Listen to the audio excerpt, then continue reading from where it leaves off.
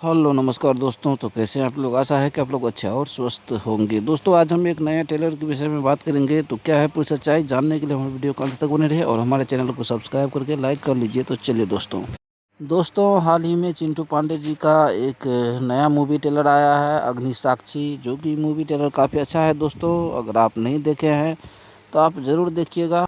आप यूट्यूब पर जाके अग्नि साक्षी मूवी ट्रेलर लिखेंगे तो आप देख पाएंगे और काफ़ी अच्छा है। दोस्तों फाइनली जिसका इंतज़ार था वो आ गया है और आप सब के लिए ये एक देखने लायक मूवी है। आप ज़रूर देखिएगा। मूवी बड़ी इंटरटेनमेंट मूवी के साथ इमोशनल सीन भी है। दोस्तों देखना ना भूलिएगा।